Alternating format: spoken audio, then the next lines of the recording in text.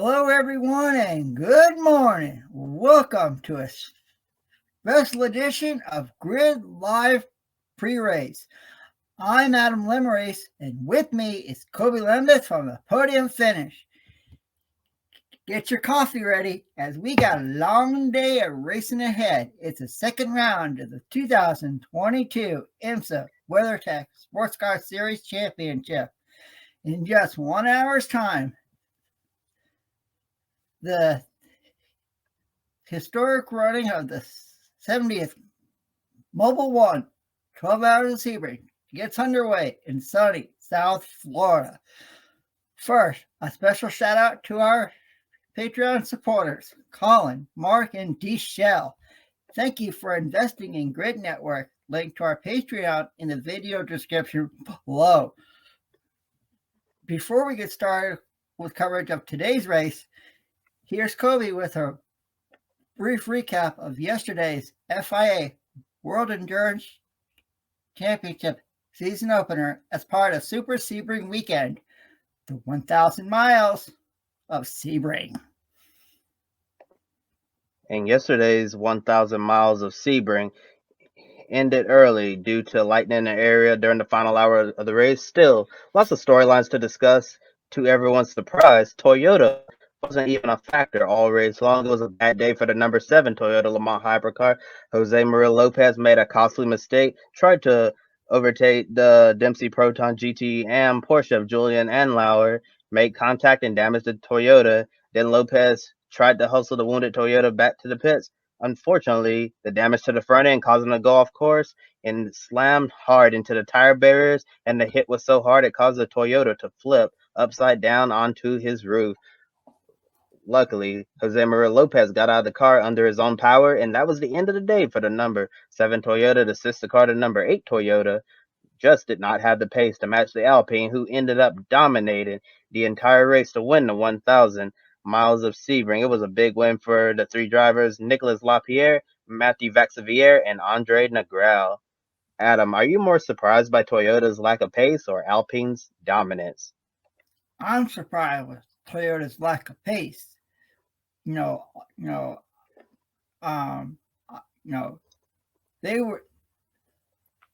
were not up there. They were up there, in the top 5 all day long. The number 7 Toyota Gazoo racing car has 3 experienced drivers: Jose Maria Lopez, Kumari Kobayashi, Mike Conway. But that Alpine car, wow-wee. And you said, Kobe, they were dominant from start to finish. They were fast in practice, and it showed today with this win in the season opener at Sebring. I gotta say, it was really, even though the race ended early due to thunderstorms in the area, I don't think anyone was going to catch that Alpine whatsoever.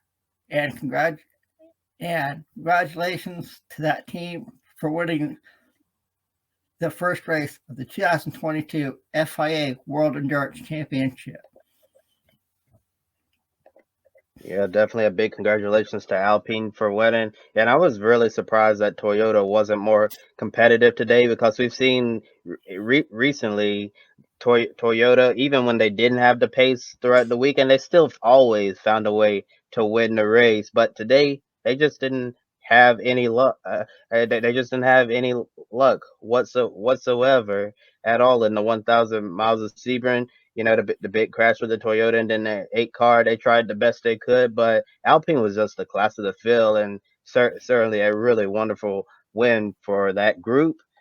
And other class winners from the 1,000 miles of Sebring and LMP2, the number 23 United Autosports, Oracle 7 Gibson, Paul DeResta, Oliver Jarvis, and young Josh Pearson took class honors in GT Pro. The number 92 Porsche GT team, 911 RSR, Kevin Estre, Michael Christensen, pair of factory drivers are getting a win in the pro class. And then GTM, the number 98 Northwest, AMR, Aston Martin, Nicky Tim, David Petard, and Paul Dalla Lana. those are your class winners from the FIA World Endurance Championship season opener, the 1,000 miles of Sebring. And now getting into the IMSA stuff, 53 cars entered in this year's 12 Hours of Sebring. DPI, 7 cars, 8 cars in LMP2, 10 in LMP3, 11 in GTD Pro, and 17 cars in GTD. And starting with DPI, there's a lot of talk about the Rolex 24 champions, Meyer Shank Racing, looking to go 200 to kick off the 2022 season. Fortunately, Oliver Jarvis' Tom Blancas won't have Elio Castroneves with them today, who's racing his IndyCar over at Texas Motor Speedway. Instead, MSR called up Mercedes Formula E driver Stoffel Van Dorn to replace Castroneves, who isn't the only IndyCar driver affected by the Texas scheduling conflict. Scott Dixon, not in the number 01 Chip Ganassi Racing Cadillac DPI. He's been replaced by an IndyCar veteran without a full-time ride this year. They call him Captain America, RHR, Ryan Hunter-Reay. And the other Ganassi Cadillac, the 02, Kevin Magnussen was originally scheduled to drive in the race, but he got the surprise last-minute call to return to Formula One with Haas, replacing Nikita Mazepin in the driver lineup. So Magnussen is competing in the Bahrain Grand Prix tomorrow, leaving Ganassi to call up sports car veteran with racing experience at Sebring, Neil Yanni. Wayne Taylor Racing and JDC Miller Motorsports are the only DPI teams without any major changes since Daytona. Both Action Express Cadillacs are faced with a unique situation. Like the other IndyCar drivers, Jimmy Johnson not available, so Jose Maria Lopez, who had that big crash in the 1,000 miles of Sebring yesterday, will replace him in the number 48 Allied Cadillac, sharing a seat with Mike Rockenfeller and Kamui Kobayashi, drivers who also ran in the WC race yesterday. John DeGeese from Sports Car 365 reported that none of the Toyota Gazoo Race and WC drivers competing in today's 12 Hours of Sebring were available to their IMSA teams until this morning. While Toyota allowed Lopez, Kobayashi, and Mike Conway in the Whelen Engineering Cadillac to pull double duty this weekend, Toyota wanted their drivers to have 100% focus on the WEC race, so they weren't allowed to jump back and forth between the paddocks like other drivers running both events. Will Action Express be at a disadvantage compared to its rivals because half of its driver lineup literally wasn't allowed to join the team until this morning? Yes, very much so. And you mentioned it, Kobe. Kamui Kobayashi, Mike Conway, and Jose Maria Lopez were competing in the 1,000 miles of Sebring yesterday. So basically, when they get in the car, it'll be the first time they've had experience in the car all weekend long. And Wayne Taylor Racing and GDC Miller Motorsports had the same combo we saw at Daytona. I think it's going to be kind of hard I think once all the drivers at both Action Express Cadillacs get time behind the wheel, I think we will see a very competitive 12 Hours of Sebring, especially in the DPI class. Yeah, you always expect the DPI class to be very competitive all throughout, and I do think it's going to be a little bit of a disadvantage for Action Express, especially those drivers. You know that they're tired from running the 8 hour race we saw with the 1,000 miles of Sebring yesterday, and now we're asking them to go an extra distance to run the 12 hour race today. I said, but I guess for Lopez and Kobayashi and them, Mike Conway, they're not going to be as tired because unfortunately we saw Lopez crash out of the race, so they didn't get to run the full 8 hour distance. So maybe that's going to save them a little bit of energy. But you brought up a really good point, Adam. These guys are not going to. These guys were not in the car, but luckily during the morning warm up this morning, they were able to get in, shake it down. But there's nothing that beats a regular practice session. There's not much you can learn in the morning warm up. But luckily for Kamui Kobayashi, he's run the 12 hours of season before in the Cadillac DPI, so he knows what to expect around this track. But it might be a little bit tougher for Jose Maria Lopez because he's never run the Cadillac DPI on this certain racetrack. So he's gonna be jumping in and jumping right into it when he gets behind the wheel later today. And last summer in the SRX series, we saw a father race against his son. It was Bill Elliott versus Chase Elliott at Natural Fairgrounds Speedway. Later this summer, another father versus son battle. This time it's Dave Blaney versus son Ryan Blaney at Sheridan Speedway, the Battle of the Blaneys. However, today in LMP2, a father and son are sharing the cockpit together with gentleman racer Hendrick at Dragon Speed. And that father-son duo, Juan Pablo Montoya and Sebastian Montoya, going to be racing together in the same car. Adam, what kind of result are you expecting from the Montoyas today? I think we could see a top. I think we could see a top 10 finish. And how cool is it to see Juan Montoya and his son competing together in the same race? This will be memories for both of them for a long time to come. And, Sebastian Montoya, I believe this will be his first time ever competing in a sports car. He started off his career racing in open wheel competition, and before that in go-karts, just like a lot of other drivers,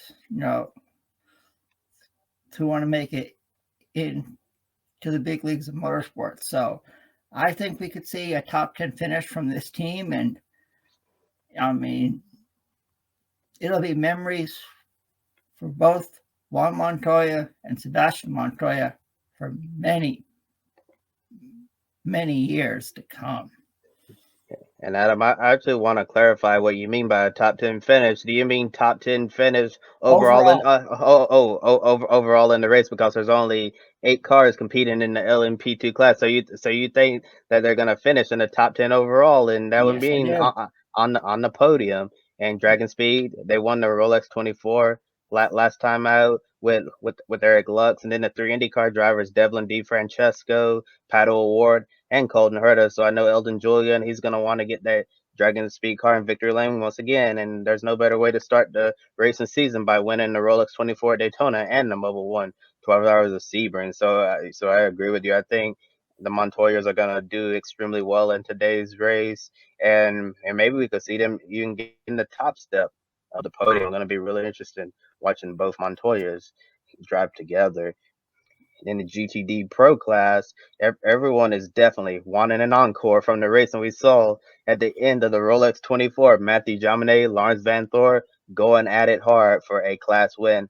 Pfaff Motorsports ended up winning. The same driver lineup is returning to Sebring, Jaminet, Matt Campbell, and Felipe Nasr. However, no KCMG Porsche. Daytona was a one-all for the Porsche team from Hong Kong. Nevertheless, the competition is still fierce in the 11-car field. A Corvette, Vassar Sullivan Lexus, Team RLL BMWs, Harder Racing Aston Martin, the Risi Ferrari, Racer's Edge Acura, a brand new addition to the field, TR3 Lamborghini, and WeatherTech Racing is fielding a Porsche and a Mercedes with Cooper McNeil running both cars.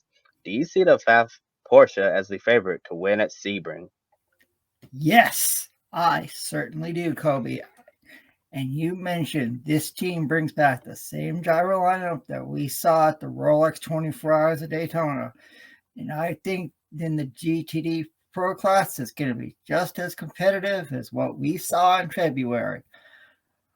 And there's so much good talent in this class. You mentioned a Lamborghini, the Risi Competizione Ferrari is back. WeatherTech Racing, a Corvette, Vassar Sullivan Lexus. There's so much talent in these cars. And let our viewers know, you want to follow driver Matt Campbell at Sebring, go to you can follow him on social media on Twitter and Instagram at Matt Campbell 22 _, and he'll provide a lot of updates from Sebring. So be sure. So if you want to follow from a driver's perspective, go follow Matt Campbell on Twitter and Instagram. Yeah, we're all going to be watching Matt Campbell and all of the other drivers competing in the GTD Pro class. And if Sebring's racing in GTD Pro is half as good at the Rolex 24 Daytona, everyone watching is going to be in for quite a treat. And yes, I do see the Pfaff Porsche has been one of the favorites to win at Sebring, but looking at all the other competitors in the class, I think it's certainly going to be wide open. And I'm looking at the Risi Ferrari. I think they're going to be extremely strong. They ran extremely well during the night during the Rolex 24 Daytona during the cooler track conditions, but then when daylight came around, they kind of slipped back a bit. They still got a podium, but it was the two Porsches who stole the show, and maybe Risi Competizione can steal them a victory in the Mobil 112 Hours of Sebring in, in, in just a little over 12 hours time. And one GTD team, however, absent from Daytona was Paul Miller Racing, switching over from the Lamborghini to BMW. That left him on the sidelines at Daytona. But the team's back now with full season drivers, Brian Sellers, Madison Snow, and they also had BMW junior driver Eric Johansson completing the lineup at Daytona. The new BMW M4 GT3 struggled badly with reliability. Not surprising because it's a new car and BMW is still learning a lot more about it. The BMWs, however, look very strong in practice and qualifying. Should we expect a totally different outcome at Sebring after a dreadful Daytona? Absolutely. And Kobe, you mentioned the two full-time drivers, Madison Snow and Brian Sellers. Those two have a lot of experience competing here at the Mobil 112 Hours of Sebring. So I expect Paul Miller Racing with this BMW to be very competitive. And I think they will be challenging for a podium finish in their class. Yeah, it would not surprise me to see Paul Miller racing on the podium at Sebring. It's been really surprising to see how much the BMWs improved since Daytona, because at Daytona the RLL BMWs and GTD Pro were having a lot of teething issues. The Turner Motorsport BMW had some issues as well. It seems they were really not even in the fight at all. And then they show up to Sebring and they look like they have a car that can potentially win the GTD class. So I'm looking at Turner Motorsport and Paul Miller Racing to do extremely well in the 12 Hours of Sebring, and maybe on our wrap up show tomorrow we might be talking about them as GTD class winners. As for GTD Pro, it seems like the Ray Hall BMWs have a little bit more work to do than those GTD teams, but as time goes on, I expect them to figure it out because they're a world class team. They always figure these type of things out. And moving on, a significant announcement at Sebring International Raceway in 1976. NASCAR stock cars raced at Circuit de la Sarre. In 2023, the NASCAR Next Gen Cup car with special modifications will compete as a Garage 56 entry in the 24 Hours of Le Mans. Hendrick Motorsports will enter an unclassified Chevrolet Corvette working with NASCAR, IMSA, Chevrolet, Goodyear, and the ACO to bring a NASCAR stock car to Le Mans. NASCAR CEO Jim France said his father, known as Big Bill France Sr., understood the importance of being connected to motorsports internationally, and there's no bigger stage than a stock car racing at Le Mans. Hendrick named seven-time NASCAR Cup Series championship-winning crew chief Chad Knaus as the leader of the Garage 56 project, bringing NASCAR back to Le Mans last year. Knaus attended the 24 Hour Le Mans on a fact-collecting mission, and now HMS is going to the big show. Garage 56 is a guaranteed spot on the Le Mans grid for innovative cars and something that's considered totally outside of the box. And I can't think of anything more outside of the box than a stock car racing alongside sports cars. However, some NASCAR fans were feeling very disappointed in this announcement because they expected something bigger in their eyes, like a NASCAR race at Sebring International Raceway. And Adam, for everyone out there who feels like NASCAR at Le Mans isn't a big deal at all or a overhyped announcement, why are they wrong and why is it actually very significant? Oh, it's a big deal, Kobe. To see something like this, it's a one-off, and to see, a NASCAR stock car compete alongside the sports cars like the Porsches and and and the other manufacturers, it's huge news. How cool is it going to be next year? It's the 100th running of the 24 Hours of Le Mans, and to see a NASCAR next gen car going down the Mulsanne Straight in the daytime, nighttime, back to daytime. It's going to bring a lot of eyes to this car to see how it does. It'll probably bring a lot of NASCAR fans who may not watch the 24 Hours of Le Mans.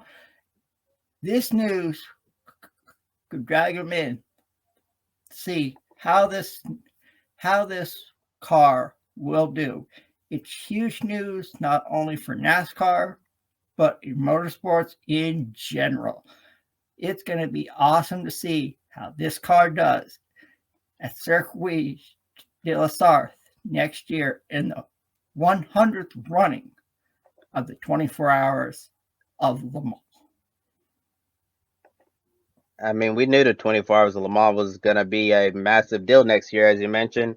It's going to be the 100 running of the event, and everybody's excited about the new generation of prototypes. We already have some of the LMH cars out there now, the Toyota. Then we have Peugeot, who's currently developing theirs, and we're gonna have a lot of other manufacturers, Le Mans hybrid cars and the LMDH cars from the IMSA GTP class. So a lot of people are already hyped up about this, and I think this turns the hype up even more, bringing a NASCAR next gen stock car to Circuit de la Sarthe. It is a really big deal for motorsports and on the international stage as well. So this announcement was, in my opinion, it was not overhyped whatsoever.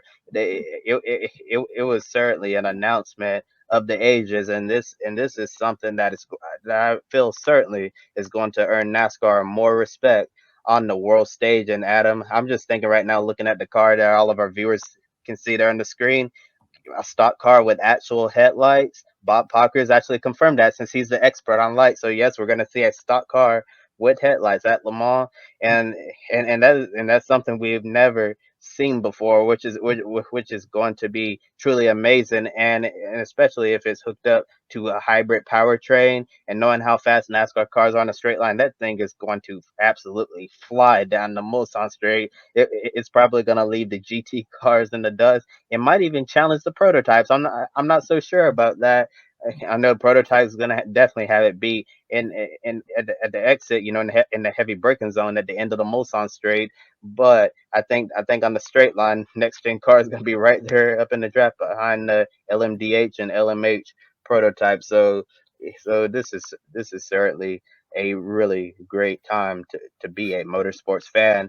And this won't be Rick Hendrick's first major investment in sports car racing. Hendrick had an IMSA team from 1985 to 1988, fielding a Corvette GTP, and he's currently partnered with Action Express Racing to field the number 48 Allied Cadillac for the IMSA endurance races. But Lamar is a beast his team has never tackled before.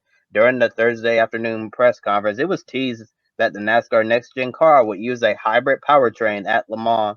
With NASCAR looking at switching to a new engine in the future, Le Mans would be a great 24-hour test session for a stock car running on hybrid power. And while no potential drivers were announced on Thursday, Rick Hendrick joked that they were going to put Jeff Gordon on a diet and thinks Jimmy Johnson would be able to drive for him at Le Mans if he doesn't have a scheduling conflict. However, Mr. H would like to see a current NASCAR Cup Series driver be a part of the next gen lineup at Le Mans. And one driver who immediately comes to mind is Kyle Larson, as you can see right here. He's already expressed an interest publicly, but one of the biggest issues is NASCAR's long schedule. So there's really no room in the calendar for drivers to compete without missing a race unless NASCAR decides to alter the schedule.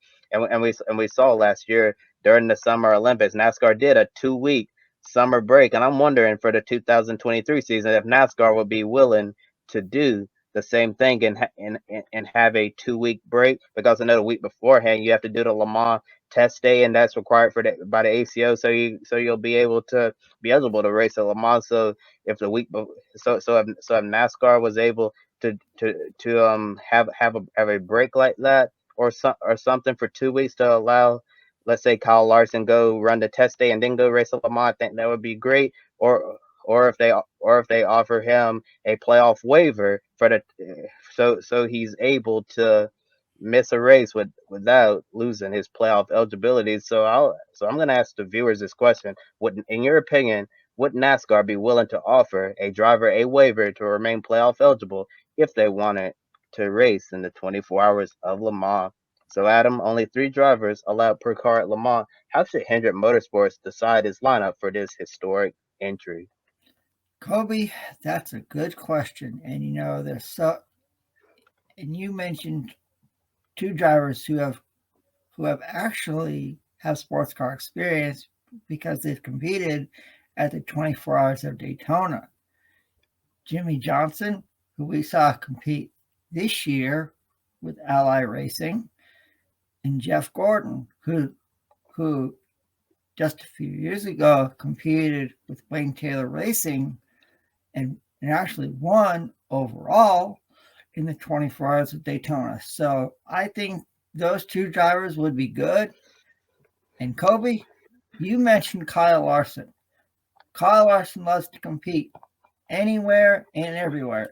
In fact, to let our viewers know, before the NASCAR Cup race at Phoenix, Kyle Larson went to Tulare, California to compete in a World of Outlaws sprint car race.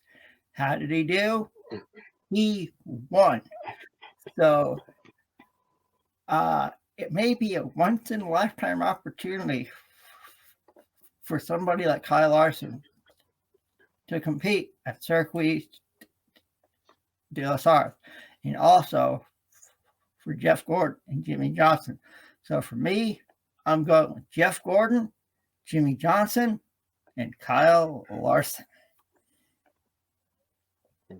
Yeah, that would certainly be a great driver lineup there. And I think if you're Rick Hendrick, you definitely want to put at least one of your historic drivers in that car, whether you pick Jeff Gordon or Jimmy Johnson or both of those guys. And also getting a current NASCAR driver in there would certainly be a good one. If not Kyle Larson, I could see maybe Chase Elliott going to doing it, but I see Kyle Larson as the most realistic option. You mentioned him. He likes to race anything, anywhere, anytime, any place, and you already saw he's interested in being a part of this effort. And I'm sure Kyle Larson will be thrilled if Mr. H Chevrolet gave him a call and be like, "You're gonna go race with us at Le Mans," and I think that would be really great for the sport, seeing for NASCAR, seeing one of its current drivers racing at Le Mans the world stage, because as I mentioned, with the NASCAR schedule being so long, it's so hard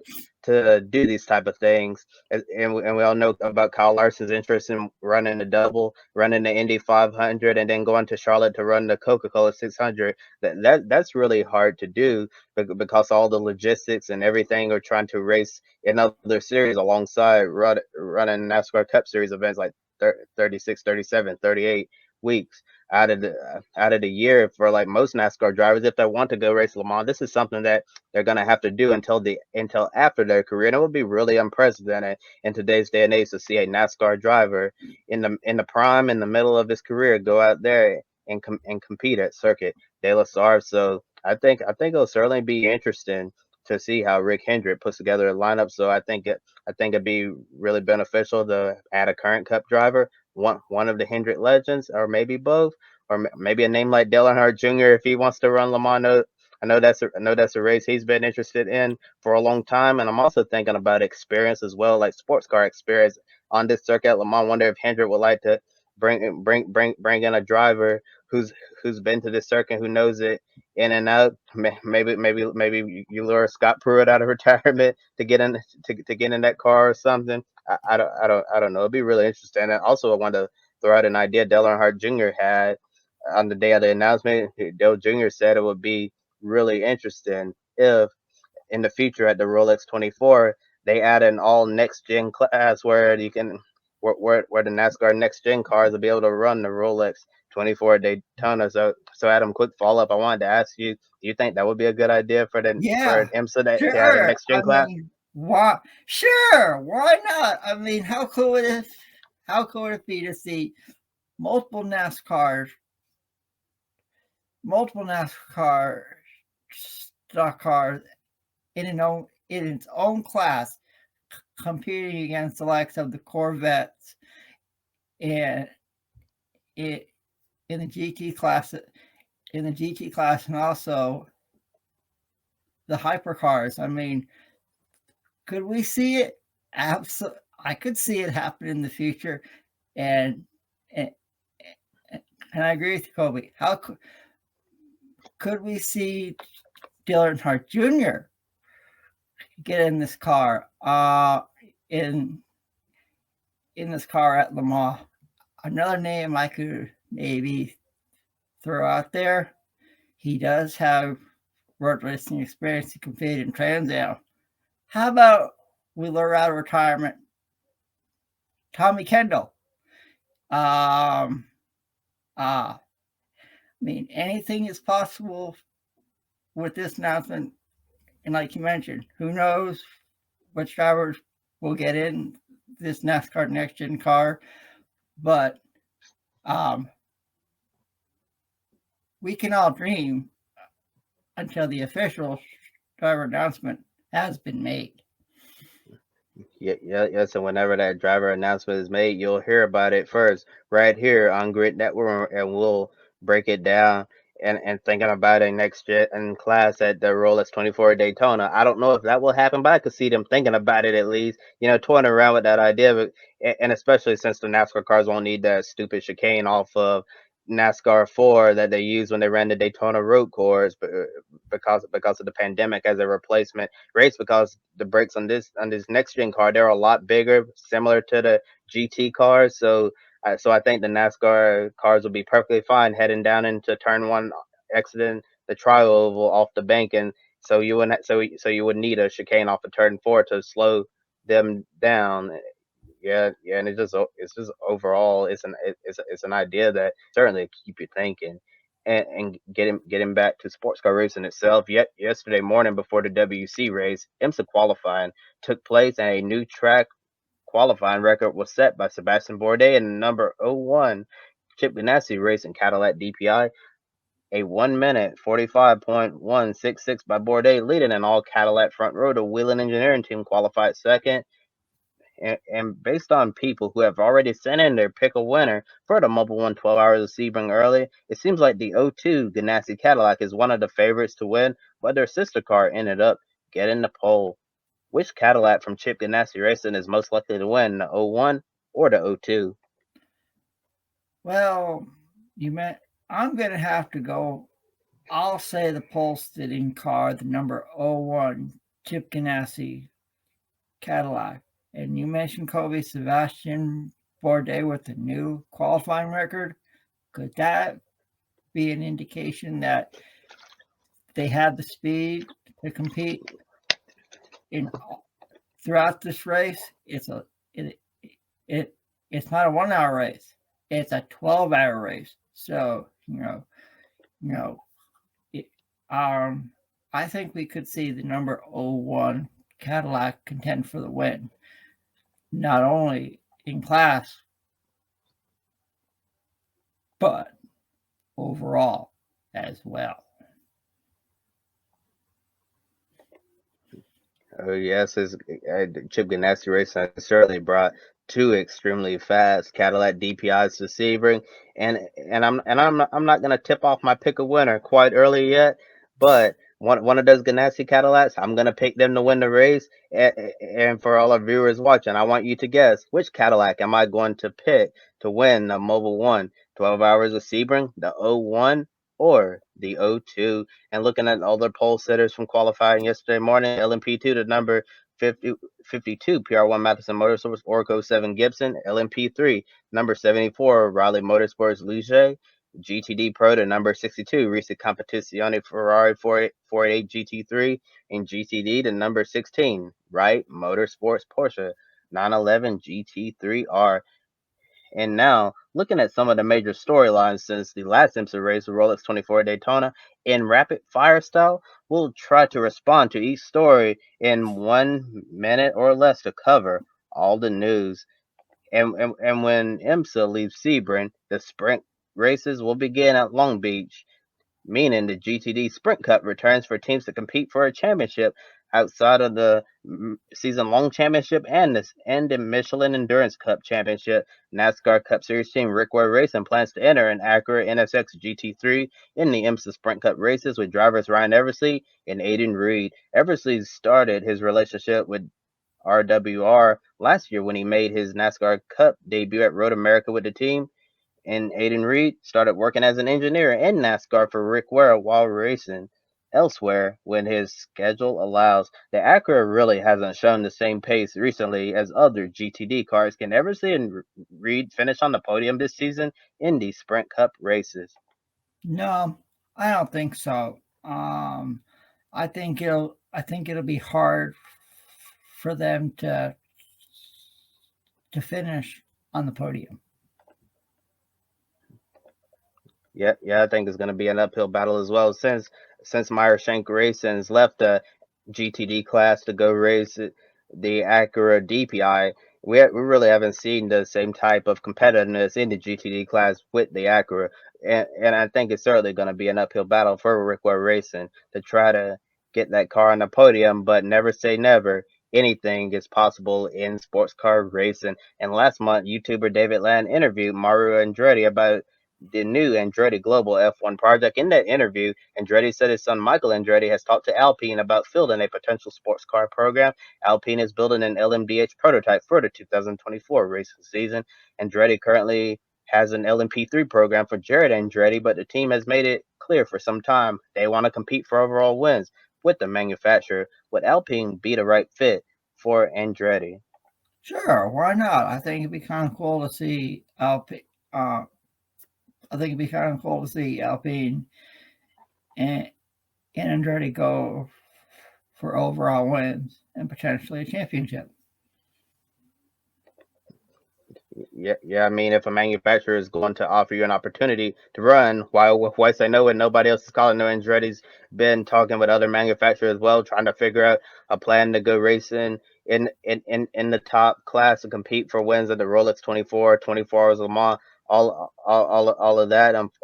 And we all know about Andretti's relationship with HBD Acura. You would think an Andretti Acura LMDH program would make sense, but I don't really think that Acura is interested in adding new teams at the moment because they already have Meyer Shank Racing and Wayne Taylor Racing confirmed to race their LMDH cars in the future. But it would definitely be a welcome sight to see an Alpine racing under the Andretti name. And multiple credible outlets have reported that Audi's proposed LMDH program won't happen now. After dominating Le Mans and exiting prototype race, and many were excited to see them return, but it doesn't look like it's happening now. If all reports are true, it means Rene Rast and Nico Mueller, who signed on to be Audi LMDH drivers, they're going to have to look for a different type of racing program. According to those same media outlets, Audi decided to can the LMDH program in favor of entering Formula One in the future. Is it disappointing that Audi may not be returning to Le Mans after all? Yes, it's very sad after after after completely dominating the overall class at Le Mans. It, it would be sad. A lot of I can remember. Uh, yeah, it would be disappointing to see Audi not on the grid at the 24 hours of Le Mans. A lot of history with that manufacturer at that historic race. Yeah, a lot of history of Audi at Le Mans. I remember when I was first coming along, got into sports car racing, Audi was the team to beat at Le Mans. They were always dominating, winning every single year as it seemed. And yeah, I remember when they announced that they were going to be doing an LMDH program, there was a lot of excitement about it. But now, since all of that excitement is cool, really disappointing that Audi may not be returning to Le Mans at least during this cycle. Never say never, but we could very well see Audi return to the 24 Hours Le Mans later on in the future. It might not be in the short term, but long term could certainly be a possibility because things change very quickly in the world of motorsports. And well, yesterday morning, Jackie Chan DC Racing announced they'll be returning to sports car racing in 2023, running full time in the IMSA WeatherTech Sports Car Championship, most likely in the LMP2 class, where they've run before in the FIA World Endurance Championship and also in the 24 Hours of Le Mans, spending a couple of years on the sidelines with plans to put their race shop on the West Coast. Jackie Chan and David Chang are ready to return to endurance racing. What's the significance of having a well-known name like Jackie Chan bringing his team to IMSA? I mean, um, we've seen other names, NASCAR. I think Michael Jordan, Pitbull, among other among among other celebrities, competing in that series, and to see a well-known name like Jackie Chan, from action movies, it's cool. Going to be see. It's cool to. It'll be cool to see his name on the IMSA grid in the future. Yes, sir. Yes, certainly an exciting time to see Jackie Chan investing in IMSA. Him and David Chang been working together in racing before. Unfortunately, they had to sit out for a couple of years, but the team is going to be coming back, and we're going to see Jackie Chan having a presence in the IMSA paddock. Hopefully, Jackie Chan will be able to make it out to several IMSA races next season, because anytime you're affiliated with a celebrity, that is definitely excellent news. We see what it's done for NASCAR. With Michael Jordan, Pitbull, Emmett Smith, Floyd Money Mayweather. All of those celebrities will bring more eyes on the sport, and I'm sure with Jackie Chan's presence, a lot more people are going to be paying attention to IMSA. And before we get to everyone's favorite game pick a winner, I just want to say really big fan of Jackie Chan. I've seen Rush Hour 2 and Rush Hour 3. Those are some really good movies that he's starred in. Oh yeah, Jackie Chan is a well-known name, so it's gonna be cool to see his name on the IMSA grid next year. Now it's time for everybody's favorite game here at Grid Network: pick a winner. And you take a look at the leaderboard. Kobe's on top with 4, and I'm right behind him with 3. Our colleague Ben Schneider is 3rd, and we have a log jam behind him. And if you want to get involved, use the hashtag pick a winner on social media, and you can see your name here on the leaderboard. With that being said, it's time that Kobe and I make our picks for the Mobil 1, 12 Hours of Sebring. All right, Kobe, who are you picking to win this historic race at Sebring International Raceway in Florida?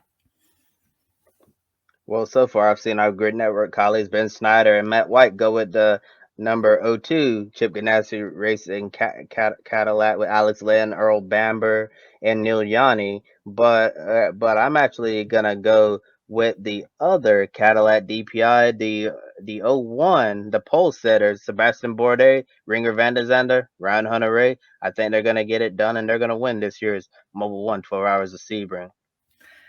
Kobe, I gotta say, I have to agree with you, my friend. I think we will see the number 01 Chip Ganassi Cadillac in victory lane, and those 3 drivers are very, very competitive. So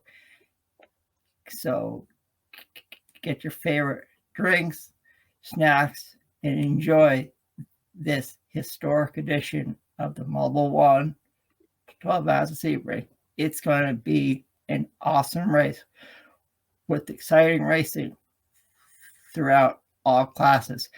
And now I'll send it back to my colleague, Kobe Lambeth, for the wrap up of this pre-race edition for the Mobil 1 12 Hours Sebring. Yeah, we want to remind all of our viewers to please like and subscribe to Grid Network here on YouTube. Follow us on Twitter, Facebook, Instagram, and TikTok. We encourage you to take 5 minutes after our show and consider joining our Patreon.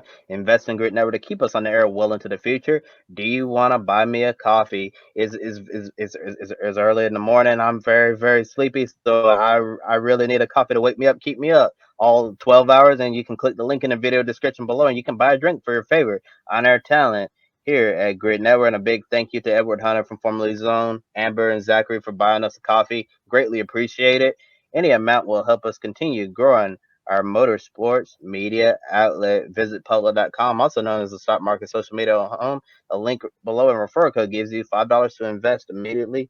Public.com allows you to connect with your friends. You can make new friends and use tools to learn how to invest in the stock market. And be sure to tune in to our regular Grid Live pre-race in several hours' time at 2:30 p.m. Eastern Time on a very busy weekend for racing. I know it's 2 hours and 30 minutes later than we normally have it, but we have some on track action going on, and we don't want that to conflict. So everyone's gonna be pushing it back just a little bit, and then Sunday Grid Live wrap up 90 minutes after the NASCAR Cup Series race at Atlanta Motor Speedway. Sure, we're certainly gonna have a lot to talk about this weekend, and online coverage of the Mobil 1 12 hours of Sebring is beginning shortly at 10 a.m. Eastern Time. Green flag at 10:10. Flag to flag coverage.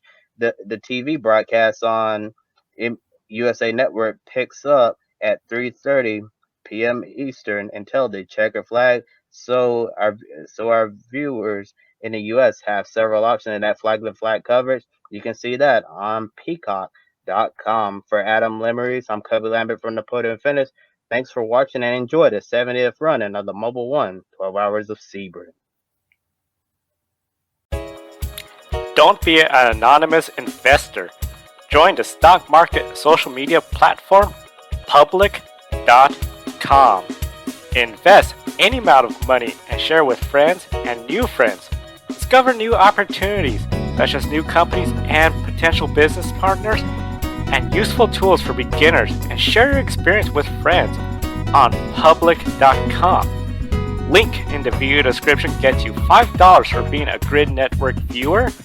Use the referral code GRIDnet for your free $5 to invest and start investing and networking on Public.com.